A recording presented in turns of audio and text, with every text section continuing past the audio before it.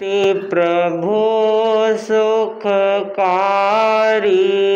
है। ओम शांति। प्रभु सुखकारी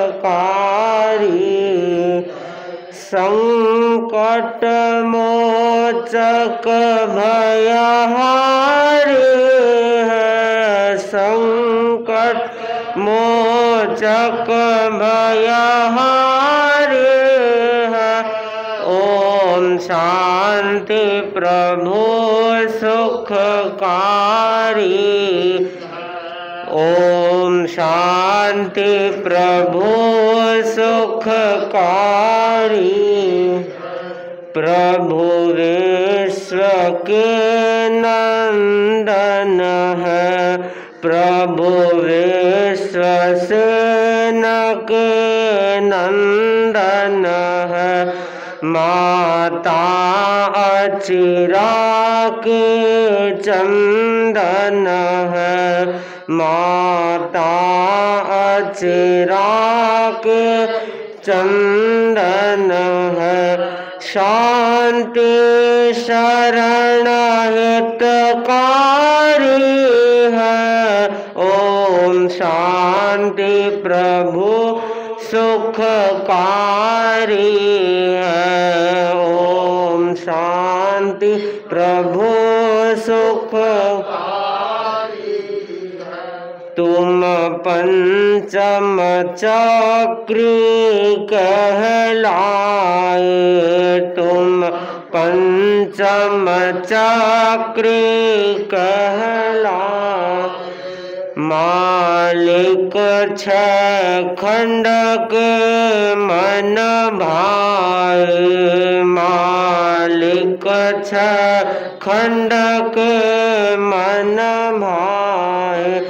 दीक्षा सहस्र संगधारी है। ओम शांति। प्रभु सुखकारी है। ओम शांति। प्रभु सुखकारी सुमिरन प्रभु का हम करते हैं। सुमिरन प्रभु का हम करते। सद्गुण जीवन में भरते हैं। सद्गुण जीवन में भरते। जाते प्रभु के बलिहारी है। ओम शांति। प्रभु सुखकारी है। ओम शांति। प्रभु सुखकारी घर घर में शांति दीप जले। घर घर में शांति दीप जले। मैत्री का हरदम पुष्प खिले। मैत्री का हरदम पुष्प खिले। प्रभु का जप विघ्न निवारी है। ओम शांति। प्रभु सुखकारी है। ओम शांति। प्रभु सुखकारी संकट मोचक भयहारी है। ओम शांति। प्रभु सुखकारी है। ओम शांति। प्रभु सुखकारी है। ओम धाम युग प्रधान महातपस्वी आचार्य श्री महासमन जी के पावन चरणों में कोटि कोटि वंदन। श्रद्धेय मुनिश्री के पावन चरणों में भावभरा वंदन। मुनिवृंद, उपस्थित समस्त श्रावक श्राविकागण। प्रश्न पूछा गया, सुपथ कौन सा है? गुरु ने उत्तर देते हुए कहा, जो धर्म का मार्ग है वह सुपथ है और जो अधर्म का मार्ग है वह कुपथ है। सुपथ वह होता है जो व्यक्ति को मंजिल तक पहुंचाता है और कुपथ वह होता है जो व्यक्ति को मंजिल से दूर ले जाता है, भटका देता है। तो सुपथ के मार्ग पर बढ़ने वाला अपनी मंजिल को प्राप्त कर लेता है। मंजिल क्या है? हमारी मंजिल सीधी सी भाषा में कहें तो मोक्ष हमारी मंजिल है, और थोड़ा चेंज करके कहें तो अनंत सुख अनंत आनंद हमारी मंजिल है। तो अनंत सुख और अनंत आनंद कहाँ प्राप्त हो सकेगा? मोक्ष में प्राप्त हो सकेगा। और मोक्ष कब होगा? जब हम सुपथ पर चलेंगे, धर्म के पथ पर चलेंगे, तब हमें मोक्ष की प्राप्ति होगी। अगर कोई कुपथ पे चलकर कामना करता है कि मुझे मोक्ष मिल जाए, तो वह उसके लिए सिर्फ कल्पना है, मिलने वाला नहीं है। क्योंकि आज तक जितने भी उदाहरण सुनने को मिलते हैं वो सुपथ पर चलने वाले के ही मिलते हैं। जो सुपथ पर चला है वही मोक्ष में गया है। कोई ऐसा उदाहरण नहीं मिलता जो कुपथ पर चल करके मोक्ष गया हो। तो जितने उदाहरण हैं वो सुपथ पर चलकर ही मोक्ष जाने वालों के उदाहरण हैं। तो सुपथ पर चलने का प्रयत्न करें। कर्म, हम जैसा कर्म करते हैं वैसा हमें फल भोगना पड़ता है, भुगतना पड़ता है। भले विपाक में भोगो या प्रदेशोदय में भोगो, परंतु भोगना अवश्य पड़ता है, या निर्जरा करके उसका क्षय करो, तो किसी न किसी रूप में उससे सामना करना ही पड़ता है। जो व्यक्ति इस बात को समझ लेता है वह घोर कर्मों से बच जाता है। जो कर्म नरक की ओर ले जाने वाले हैं, जो कार्य दुर्गति की ओर ले जाने वाले हैं, उन कार्यों से बच जाता है। क्योंकि उसके भीतर में ये पाप भीरुता उत्पन्न हो जाती है कि मुझे ऐसा कर्म नहीं करना है जिसे मुझे दुर्गति में जाना पड़े। वह बचेगा। काम करने से पहले 4 बार सोचेगा कि ये कार्य मेरे लिए करणीय है या नहीं है। तो कर्म करते समय ये विवेक, ये विचार जिस व्यक्ति के मन में उत्पन्न होता है तो समझना चाहिए कि वह व्यक्ति सुपथ की ओर बढ़ रहा है। और जिस व्यक्ति के भीतर में ये विचार ही उत्पन्न नहीं होता है, कार्य अकार्य का विवेक ही नहीं है, और वह किए जा रहा है बस सिर्फ भौतिक लाभ के लिए या अपने स्वार्थ पूर्ति के लिए या इंद्रिय विषयों की तृप्ति के लिए किया जा रहा है, तो वह व्यक्ति दुर्गति को प्राप्त होने की संभावना बढ़ जाती है। तो अपेक्षा है कि हम कर्म के सिद्धांत को समझें और धर्म के पथ पर आगे बढ़ने का प्रयास करें। एक रूपक के माध्यम से समझाया गया है, आम पड़ंता, आम पेड़ से गिरा, आम पड़ंता देख करके 2 व्यक्ति दौड़े।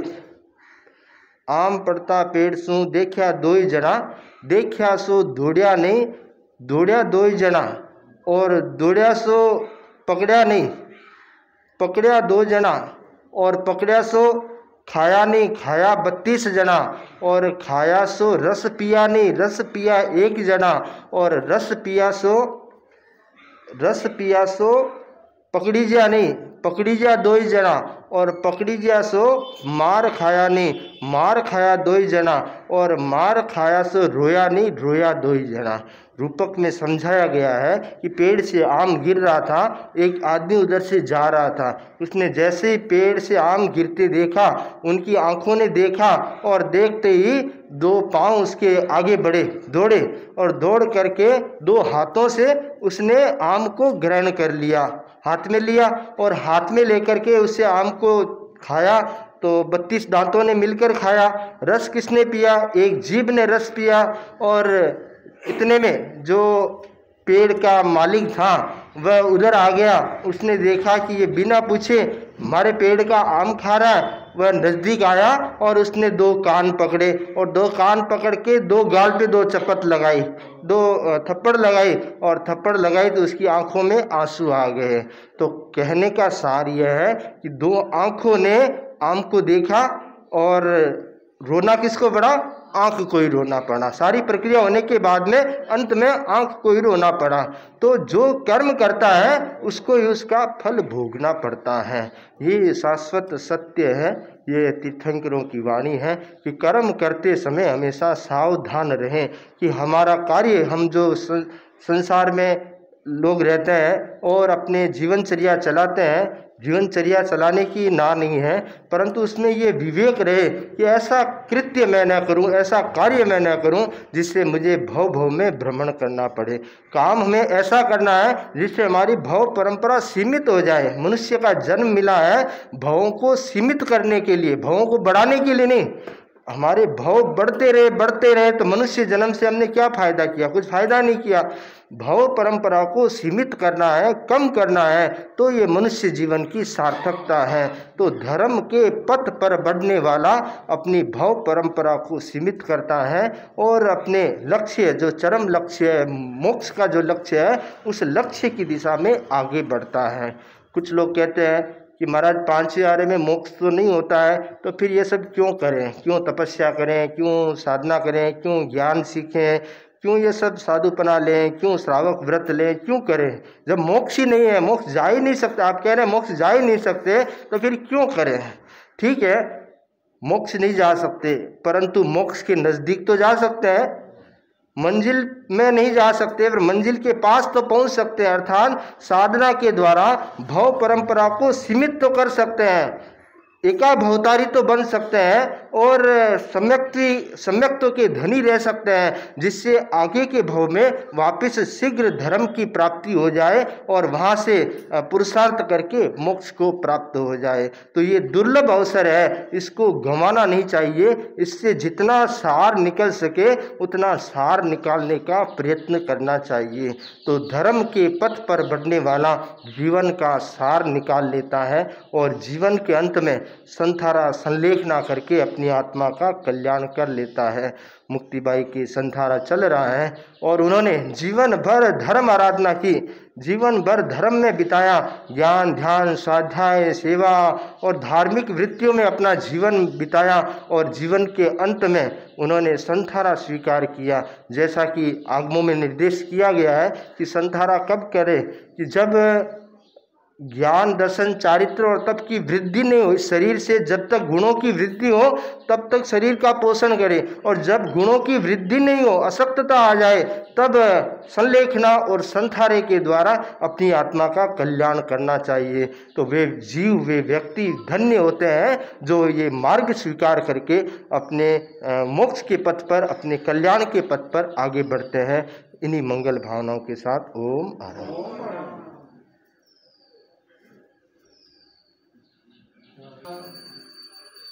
अहिंसा के अवतार भगवान महावीर स्वामी के श्री चरणों में कोटि से वंदन। युग प्रधान आचार्य श्री महासमुद्र के श्री चरणों में कोटि से वंदन। मुनिवृंद, उपस्थित धर्म प्रेमी भाई और बहनों, गौतम कुलकम में कहा है, जे धम्मियाते खलु सेवियव्वा, ते पंडियाते खलु पुच्छियव्वा, जे साहवोते अभिवंदियव्वा, ते निम्ममाते परिलाभियव्वा, ममाते परिलाभियव्वा। 4 बातें बताई गई हैं, 4 प्रश्न हैं। संपर्क किसका करना चाहिए, किससे पूछना चाहिए, वंदना किसे करनी चाहिए और दान किसे देना चाहिए। सामाजिक व्यक्ति अकेला नहीं रहता है, समाज का सहयोग लेकर ही वो अपनी जीवन यात्रा में सफल हो सकता है। वैसे सहयोग लेना बुरी बात नहीं है, तथापि इस संदर्भ में ये बात अवश्य विचारणीय है कि सेव किसका लेना चाहिए, संपर्क किसका करना चाहिए, प्रश्न किसको पूछना चाहिए और दान किसको देना चाहिए। 4 प्रश्न हैं और 4 उत्तर हैं। धर्म का संपर्क करना चाहिए, पंडित से प्रश्न पूछना चाहिए, साधु को वंदना करनी चाहिए और जो अकिंचन है, निर्ममत्व वाला है, उसको दान देना चाहिए। दुनिया में संपर्क का अपना मूल्य है। 10वें कालिक सूत्र में भी बताया गया है, गिही संतवन कुज्जा, कुज्जा साहु हिंग न संतव, साहु हिंग संतव। गृहस्थों का परिचय नहीं करना, साधुओं का परिचय करना चाहिए। जो व्यक्ति साधुओं का परिचय करता है, साधुओं से संपर्क रखता है, वह व्यक्ति अपने जीवन को बहुत सुंदर बना देता है, जीवन को संभाल लेता है। साधुओं से संपर्क करने से मन वचन काया भी शुद्ध होते हैं। साधुओं के संपर्क करने से मन में प्रसन्नता का भाव रहता है, समता का भाव रहता है, समाधि का भाव रहता है और व्यक्ति की सोच हमेशा निर्मल और पवित्र होती है और इसका दृष्टिकोण भी अच्छा होता है, अनाग्रह दृष्टिकोण वाला होता है। साधुओं से संपर्क करने में फायदा ही फायदा है, नुकसान नहीं है। साधुओं के संपर्क करने से, साधुओं की सन्निधि में रहने से, उनके पास में बैठने से कितनी ऊर्जा मिलती है। ज्ञान दर्शन चाहिए तब की वृद्धि होती है और व्यक्ति अपने आप को भाग्यशाली मानता है। कुछ जीवी ऐसे होते हैं जो साधुओं का संपर्क करते हैं, साधुओं से संपर्क करते हैं। अधिकांश लोग तो असाधुओं के संपर्क में रहते हैं, भोग के संपर्क में रहते हैं, असंयम के संपर्क में रहते हैं। होना यह चाहिए, अच्छे व्यक्तियों के संपर्क में रहना चाहिए, अच्छे लोगों की संगति में रहना चाहिए। और आप यदि अच्छे लोगों के संपर्क में हैं, उनके पास में बैठते हैं, तो आपको अच्छी सलाह भी मिलेगी। और आप यदि बुरे लोगों के पास में बैठते हैं, दुर्जन लोगों के पास में बैठते हैं, सज्जन को गौण करते हैं, तो उसका परिणाम सुखद नहीं दुखद आता है। इसलिए बार बार कहा गया है, कुज्जा साहुहिं संतवं, साधुओं का परिचय करें। साधुओं का परिचय करने से समाधि बढ़ती है और संसारी जीवों का परिचय करने से उपाधि बढ़ती है। उपाधि बढ़ेगी, समाधि और उपाधि आदि बढ़ेगी, व्याधि बढ़ेगी, पग पग पर कष्ट ही कष्ट है। आप यदि किसी से आपने संपर्क किया और आप सोचते इससे मुझे प्रतिलाभ होने वाला है, मुझे कुछ मिलने वाला है, लेकिन आपको यह चिंतन करना पड़ेगा, यह सोचना पड़ेगा, मेरे से कहीं ज्यादा उसको तो नहीं मिल रहा है। संपर्क करने वाला भी वो भी कम उस्ताद नहीं होता, वो भी अपने आप को देखता है। आजकल तो सभा संस्थाओं में भी कोई व्यक्ति आता है तो भी अपना भविष्य देखता है, समझे? पार्टी में जाता है तो भी अपना भविष्य देखता है।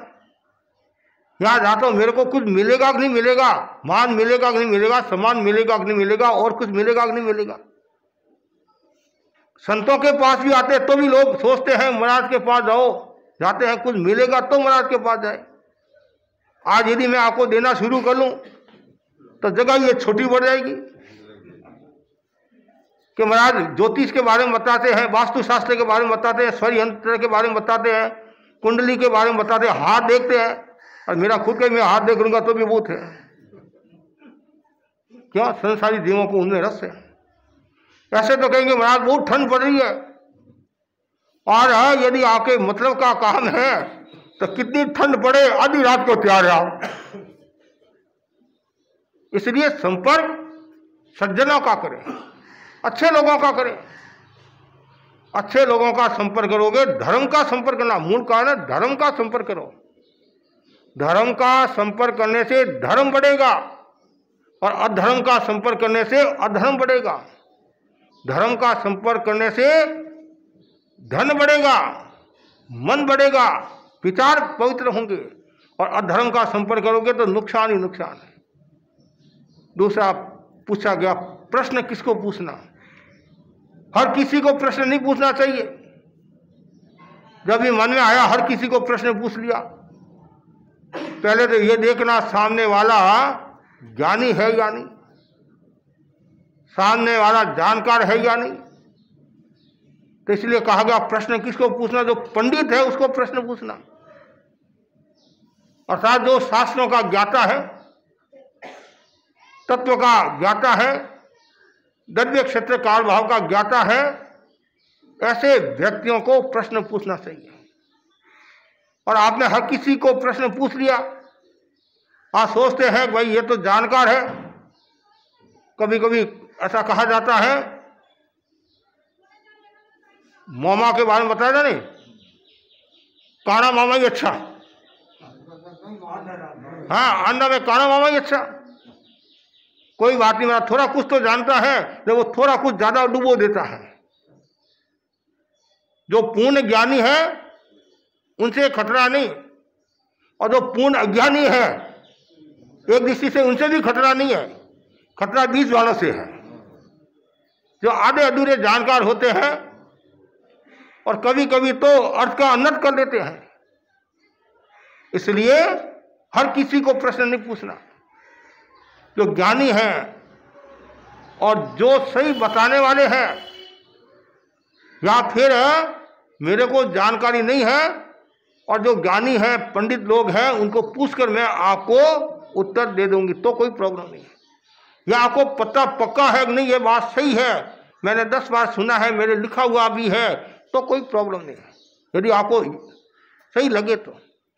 कभी कभी क्या होता है, आपने किसी से सुना और हाँ ये कह रहा सही है, आगे फिर आगे फॉरवर्ड करते ना, आगे फॉरवर्ड आगे से आगे करते रहते हैं, कभी नुकसान हो जाता है। इसलिए पंडित को प्रश्न पूछना। तीसरा है वंदना किसको करना? बहुत सुंदर है, जो साधु है उसको वंदना करना। साधु किसको कहा गया है? साधनोति स्वपर कार्याणि इति साधु। जो साधना करता है, स्व का उपकार, पर का उपकार करता है, वह साधु कहलाता है। तत्व की भाषा में साधु 5 महाव्रतों का जो पालन करता है, अहिंसा आदि 5 महाव्रत जो है, और रात्रि भोजन का जो त्याग रखता है, वह साधु है।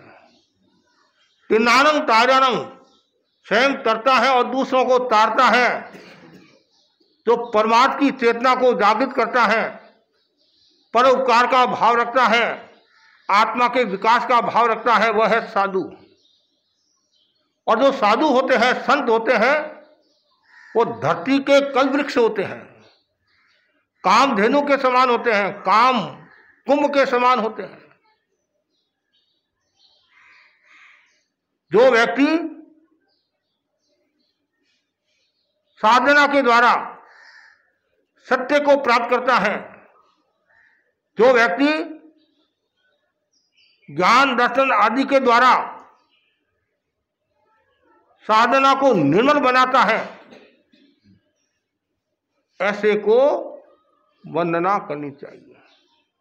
सरल भाषा में जो शुद्ध साधु है उसको वंदना करनी चाहिए। आप कहेंगे शुद्ध साधु की पहचान क्या? पहचान भी आपको ध्यान में आ जाएगी। आचार्य भिक्षु के पास में आया एक श्रावक गृहस्थ, पूछा साधु कौन, असाधु कौन। स्वामी जी ने चिंतन पूर्वक कहा, और स्वामी जी ने यह सोचा कि यदि मैं कहूं मैं साधु हूं, दूसरा असाधु है तो भी समस्या, और दूसरे साधु है मैं असाधु हूं तो भी नहीं। तो स्वामी जी ने एक दृष्टांत दिया। गांव में एक वैद्य आया, वैद्य के पास में एक अंधा आदमी आया, और अंधे आदमी ने वैद्य से पूछा कि गांव में नग्न कितने हैं और कपड़े वाले कितने हैं, नग्न कितने हैं, कपड़े वाले कितने हैं। वैद्य होशियार था, उस्ताद था। उसने कहा भाई मैं तुम्हारी आंख में दवाई डालता हूं, और दवाई डालने से तुम्हारी रोशनी आ जाएगी, ज्योति आ जाएगी, और तुम खुद ही गांव में घूमकर देख लेना कपड़े वाले कितने हैं, नग्न कितना है, कितने हैं। रोशनी देना मेरा काम है, ज्योति देना मेरा काम है। उसी प्रकार आचार्य भिक्षु ने कहा अहिंसा आदि 5 महाव्रतों का जो पालन करता है, यह क्या है, साधु की परिभाषा है। मैं साधु की परिभाषा तुम्हारे को बता देता हूं। अहिंसा आदि 5 महाव्रतों का जो पालन करता है वो साधु, और जो पालन नहीं करता है वह असाधु। अब निर्णय करना तुम्हारा ही काम है, साधु कौन है, असाधु कौन है। बहुत गहरी बात है। तो साधु को वंदना करने से कितना लाभ होता है। नीच गोत्र का अक्षय होता है, उच्च गोत्र का बंधन होता है। राजा श्रेणिक ने शुद्ध साधुओं को वंदना की। ऐसा कहा जाता है, ग्रंथों में आता है 500 साधुओं को वंदना की। कितनी? तो 3 साधुओं को वंदना करनी भारी हो जाती है। एक बड़े महाराज को देखा, मथेड़ वंदा में बात सुख था आपके, और कभी कभी तो नीचे ही बुला देते, महाराज आप खुद ही आ जाओ नीचे दर्शन देने के लिए। और कभी कभी ऐसा होता है नीचे आ जाते हैं और ऊपर दर्शन करने के लिए नहीं आते हैं। आप ठिकाने आगे संतों के दर्शन करो। सुबह और शाम कम से कम 2 बार तो दर्शन करना ही चाहिए। पास में है, दूरी हो तो अलग बात है। इससे क्या होगा, आत्मीयता जुड़ेगी, संघ की प्रभावना होगी, कर्म निर्जरा होगी, संस्कार पुष्ट होंगे, और जैन धर्म की प्रभावना होगी। और हमारे मन में भी ये भावना रहेगी कि हमारा श्रावक समाज कितना सजग है, और आपके मन में ये भावना रहेगी कि साधुओं की सेवा करनी चाहिए, साधुओं के दर्शन करना चाहिए। और आपकी जैसी भावना भक्ति होगी वैसा ही साधुओं का विचरण होगा। तो इसलिए हमेशा साधुओं के पास में बैठो, वंदना करो, शुद्ध वंदना करो। शुद्ध वंदना से तात्पर्य टिकुतों के पार से 3 बार, हर समय 3 बार करने की आवश्यकता नहीं है। वंदना भाव वंदना, एक होती है द्रव्य वंदना, एक होती है भाव वंदना। भाव वंदना का अलग मूल्य होता है। राजा श्रेणिक ने भाव वंदना की, 6 नारकी के बंधन तोड़ दिए। और श्री कृष्ण महाराज ने 18,000 साधुओं को वंदना की। कितनी? भाव वंदना की। परिणाम ये आया, 4 नारकी के बंधन तोड़ दिए। कितने? बोलो आप।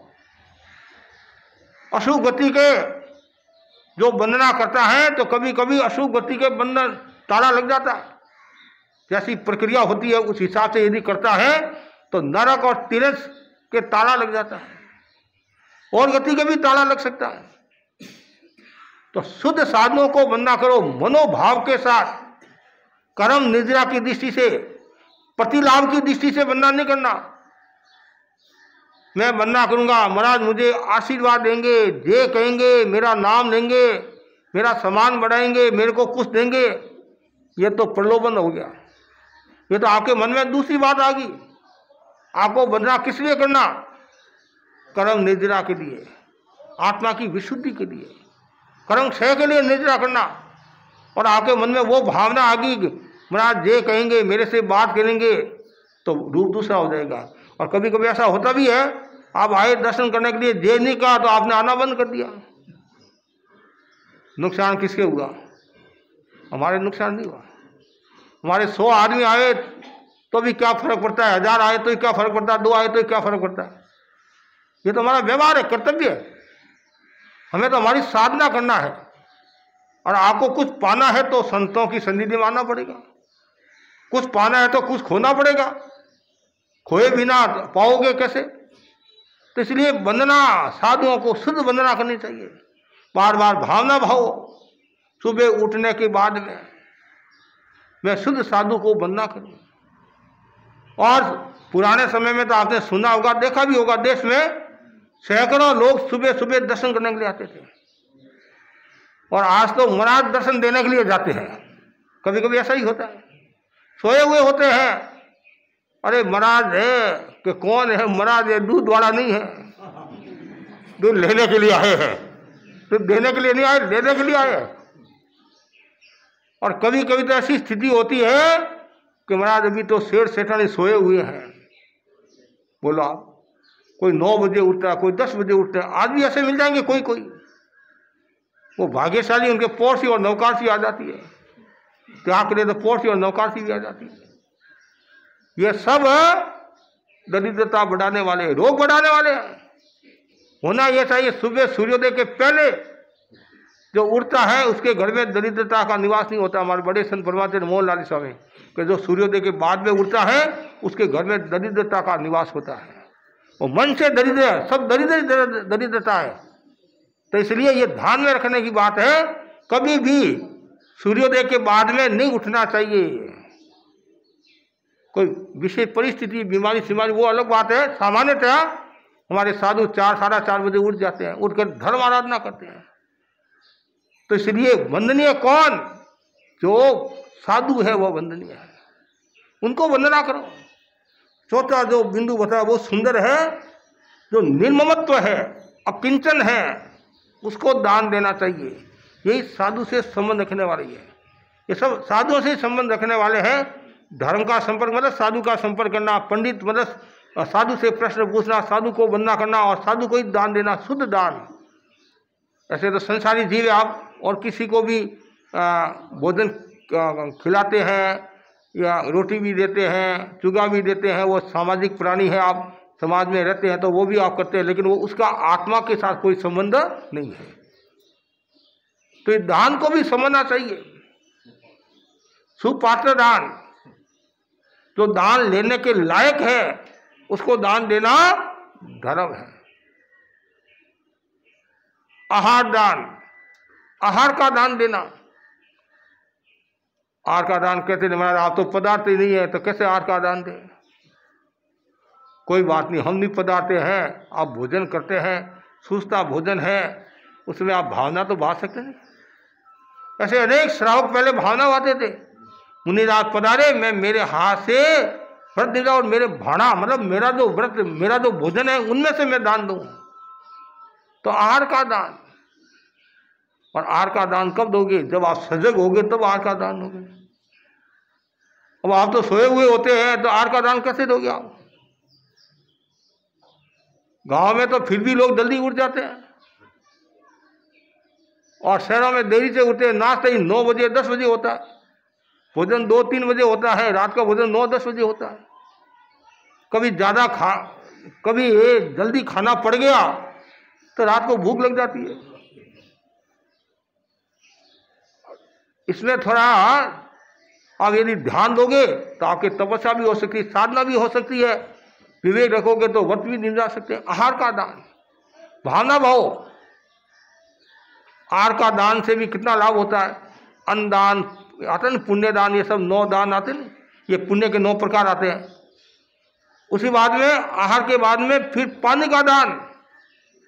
आहार का दान देने वाले फिर भी मिल जाएंगे, पानी का दान देने वाले और कम मिलेंगे।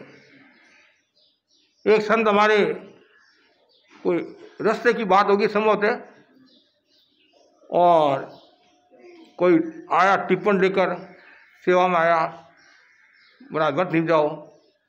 पानी है, पानी तो नहीं है तो फिर व्रत निभ जाकर क्या करूँगा। पानी है तो व्रत निभ जाकर क्या करूँगा, मना कर दिया। और हाथ धोने के लिए तो चाहिए। कभी कभी ऐसा हो जाता है, जब हमने जयपुर से बिहार किया, 84 की बात है, और पहला दिन तो पहला दिन हम तो ये सोचते भाई पहला दिन तो सैकड़ों लोग आएंगे, और आप भी सोचते मैं नहीं दूंगा तो ये तो जाएगा, ये नहीं तो ये जाएगा। परिणाम ये आया, एक भाई साथ में। इतना बड़ा शहर और चातुर्मासी अच्छा रहा। एक तो सामान्य रहा तो भी कोई बात नहीं भाई, लेकिन चातुर्मासी अच्छा रहा, एक भाई साथ में। और मेरे पास में पानी था, मेरे पास में पानी था, तो संतों ने कहा उठा दो आगे मिल जाएगा। और मेरे मुंह से निकला महाराज पानी तो काम आएगा, पानी तो काम आएगा। और पुराने संत भी फरमाते थे और मेरे बड़े महाराज भी फरमाते थे, लेकिन कभी कभी कहे भाई मिल जाएगा, क्यों इतना पानी धोते मिल जाएगा। और अगले गांव में गए, माई का लाल एक भी सेवा में नहीं आया। वो एक जो भाई समझ लो सेवा में था वो, उसके भी पानी का त्याग नहीं, पानी का त्याग नहीं। अब आज तो चाहिए नहीं। कभी कभी ये जो अन्य मती क्या बोलते हैं कि मुंह बांधा है पेट भी बांध लेता, ऐसे बोलने वाले मिल जाते हैं। लेकिन हुआ दिन थोड़ा सा, हमने क्या किया, एक जगह मुनिश्री पधारे, एक जगह मैं गया, अलग अलग। आज लेकर तो आगे अब पानी पीना तो पड़ेगा नहीं। जो वो मेरे हाथ साथ जो पानी था, पर वो थोड़ा सा पानी में काम हुआ, हाथ धो लिए, कुल्ला कर लिया, बस छुट्टी। तो कभी कभी ऐसा होता है, आप चीजें तो आपके पास में, वो तो पानी तो नहीं है, और पहले पानी चाहिए। जल बिन सब सुने, आप भी तो कहते नहीं संसारी कि पानी नहीं है तो क्या काम। आपके पास में अनाज है, सब कुछ है, और प्यास लगी उसमें पानी नहीं है तो हीरा पन्ना मानो क्या काम आएगा। तो पानी का दान भी, सचित का त्याग रखो, कच्चे पानी का त्याग रखो।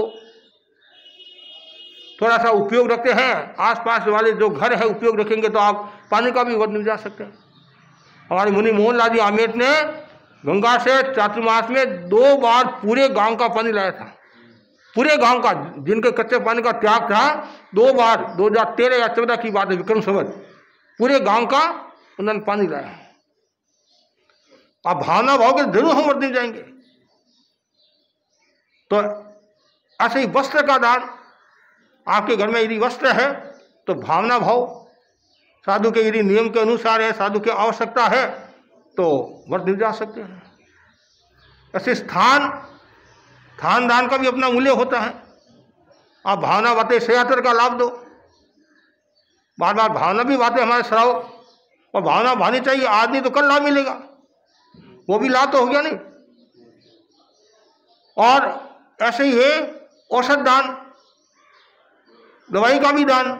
आपके घर में यदि दवाई है, होम्योपैथिक है, एलोपैथिक है, आयुर्वेदिक है या और देसी है, आप भावना भाव महाराज के कोई जुकाम लगी हुई है, बुखार आया हुआ है और कोई आवश्यकता है, आपके घर में सुस्ती है, नियम के अनुसार है, तो आप भावना भाव महाराज की आवश्यकता होगी तो दे लेंगे।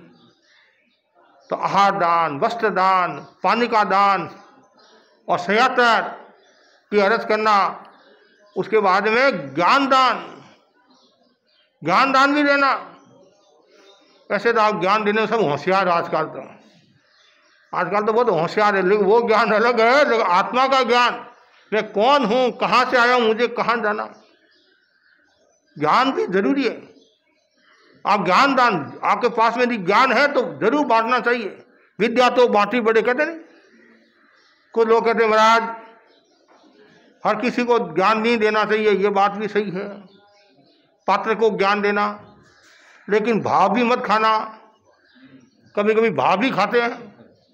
आज मेरे पास में टाइम नहीं है, बेचारा कोई बच्चा गया, मेरे पास में टाइम नहीं है, और कोई दूसरा आया 2 घंटा उसको टाइम दे दिया, तो बच्चे के मन में क्या आएगा? वो कह नहीं, आंटी भी पक्षपात कर दिया, उसको तो समय दे दिया, मेरे को नहीं दिया। आपके पास में ज्ञान है तो जरूर दो, और है आपकी अनुकूलता। और कोई रात को 12 बजे आगे महाराज मेरे को ज्ञान दो, तो वो तो जैसे संतों की अनुकूलता होगी, आपकी अनुकूलता, लेकिन फिर भी मना नहीं करना। ज्ञान दान देने में आलस नहीं करना चाहिए। हमारा सिरियारी प्रवास था, सिरियारी प्रवास, तो खूब व्याख्यान देने का काम पड़ा। बाहर के लोग आते, दूसरे समाज के लोग भी आते, महाराज सुनाओ, तो सुनो भाई। एक बार रात को लोग आए तो जो वॉचमैन था उसने मना कर दिया, अभी महाराज पड़े हुए हैं। तो नहीं महाराज को उठाओ, हमारे महाराज है, हमारे चातुर्मास वाले महाराज है। उठाया, दर्शन दिए और कहा व्याख्यान सुनाओ, रात को व्याख्यान सुनाओ। अरे भाई नींद आ रही है। नहीं महाराज आप हमारे वकील हो, हमारे वकील, आप हमारी वकालत करते, गुरुदेव के पास में आप होते, हमारी वकालत करते हो, हमारी दलाली करते हो, आपको व्याख्यान सुनाना पड़ेगा। तो फिर मोहनलाल सिंह तो संभव से पढ़ा गए और मैंने रात को 12 से 1 व्याख्यान दिया, 12 से 1 व्याख्यान दिया। तो कभी कभी ऐसी स्थिति होती है, अरे स्वामी जी ने तो सारी रात वर्धमान जी श्रीमाल और विजय सिंह जी पटवा को समझाया था, सारी रात। हाँ, तो दान देने में कंजूसी नहीं। यदि सामने वाला पात्र है, लेने के लायक है और आपको नींद भी आ रही है, तो कभी कभी उस नींद का भी विसर्जन कर लेना चाहिए, उसको छोड़ देना चाहिए कि मेरे जोग से इसका उपकार हो रहा है, इसका कल्याण हो रहा है। तो ज्ञान दान, और कभी कभी ज्ञान दान से व्यक्ति की चेतना भी निर्मल और पवित्र हो जाती है। और कभी कभी जो मिथ्यात्व की ओर बढ़ रहे हैं और जो गलत दिशा की ओर जा रहे हैं, हिंसा की ओर जा रहे हैं, और यदि आप ज्ञान बताते हैं, सम्यक ज्ञान बताते हैं, मोक्ष का मार्ग बताते हैं, तो वो धर्म में स्थित भी हो जाते हैं। ऐसे भी अनेक उदाहरण आते हैं। मेघ कुमार का उदाहरण ले लो आप। मेघ कुमार, राजा श्रेणी का लड़का मेघ कुमार, दीक्षा लेने और भगवान ने प्रतिबोध दिया और पूर्ण समर्पित हो गया। 2 आंखों को छोड़कर पूरा शरीर समर्पित है। अभी हम मुक्ति बाई को सुनाने के लिए जाते हैं, तो बार बार सुनाओ, मतलब तो ये हमारा काम है। तो ज्ञान दान यदि आपके पास में है तो जरूर ज्ञान दान देना। ऐसे ही और एक महत्वपूर्ण दान है पुत्र दान। हाँ, जैसे पुत्र दान का नाम आते सब हंसने लग जाते हैं कि हमारा एक तो छोड़ो है, वही आप लेकर चले जाएंगे तो बुढ़ापा में हमारा क्या हाल होगा। उसमें ये सोचना मैं भाग्यशालिनी हूँ, मेरा कुल दीपक त्याग के मार्ग पर जा रहा है, संयम के मार्ग पर जा रहा है, चारित्र के मार्ग पर जा रहा है। ये केवल अपनी आत्मा का ही उत्थान नहीं करेगा, घर परिवार का ही उत्थान नहीं करेगा, पूरे विश्व का, संघ का उत्थान करेगा। उस समय तो आप मना करते नहीं महाराज, और वही लड़का आपके लात मार कर चला जाता, फिर क्या होता है। आजकल तो देख रहे हैं, आज सोचते हैं कि बुढ़ापा में हमारे बच्चे वो सेवा करेगी। आपसे ज़्यादा हम जानते हैं घरों के क्या हाल है, क्या हाल है। इसलिए कोई सत्य के मार्ग पर जाता है, त्याग के मार्ग पर जाता है, परीक्षा करना आपका काम है, परीक्षा करना आपका काम है, इसमें कोई दो राय नहीं। लेकिन कभी अंतराय नहीं देना, अंतराय कभी नहीं देना चाहिए। मैंने पहले भी बताया था मुनि मोहनलाल जी आमेट का। मुनि मोहनलाल जी आमेट के पिताजी 2 भाई थे, ध्यान से सुनने की बात है, 2 भाई। बड़े पिताजी के संतान नहीं, और खुद मोहनलाल स्वामी 1 और 3 बहनें, 3 बहनें। बड़ी माँ का स्वर्गवास हो गया, खुद की माँ का स्वर्गवास हो गया, और बुआ का पति गुजर गया, और एक बहन शादी के बाद संभव वो भी जल्दी गुजर गई। घर में रोटी बनाने वाला नहीं है, सब टाबर 3 वर्ष के, 6 वर्ष के, 9 वर्ष के ऐसे। और मोहनलाल जी आमेट ने कहा पिताजी मेरे को दीक्षा लेना है। अब देखो ऐसी स्थिति में फौजन जी ने कहा बेटा मोहन तुम्हारे कर्म तुम्हारे पास में, मेरे कर्म मेरे पास में, मैं तुम्हारे क्यों अंतराय दूं। वो कलेजा संघ को दे दिया, और 2 वर्ष के बाद में पिता का स्वर्गवास हो गया। और मुनि मोहनलाल जी आमेट ने संघ के लिए बहुत कार्य किया, एक घर को नहीं पूरे कुल को, संघ को उजालता है। तो ये पुत्र दान का भी बहुत बड़ा मूल्य होता है। फिर है अभय दान, ये तो और ज्यादा श्रेष्ठ है। दानान श्रेष्ठम अभय प्यान करें, दानों में श्रेष्ठ दान कौन है? अभय दान। ये भी भावना भाव हमारा वह दिन आए संपूर्ण रूप से हम 3 कर्ण 3 योग से जीवों को अभय दान दें। न हिंसा करना, न कराना, कोई करता उसका समर्थन भी नहीं करना। आप संसारी जीव हो, संपूर्ण रूप से आप अभय दान की साधना करने में अपने आप को समर्थ नहीं मान रहे हैं। लेकिन जितनी आप हिंसा से बच सकते हो, हिंसा से बचना चाहिए, अभय दान की साधना करनी चाहिए। राजा संयति ने अभय दान की साधना की, राजा था, और फिर संतों के उपदेश से, कहानी लंबी है, समय की सीमा है, तो राजा संयति ने अभय दान की साधना की, साधु बन गया और न्याल हो गया। तो ये 4 जो प्रश्न है और उत्तर भी ये है जो मैंने आपको बताए हैं। पहला, धर्म से संपर्क करना, पंडित को प्रश्न पूछना, साधु को वंदना करना और अकिंचन निर्ममत्व को दान देना चाहिए। सुपात्र दान। सुपात्र दान देने का मतलब है अपूर्व कर्म निद्रा को प्राप्त करना।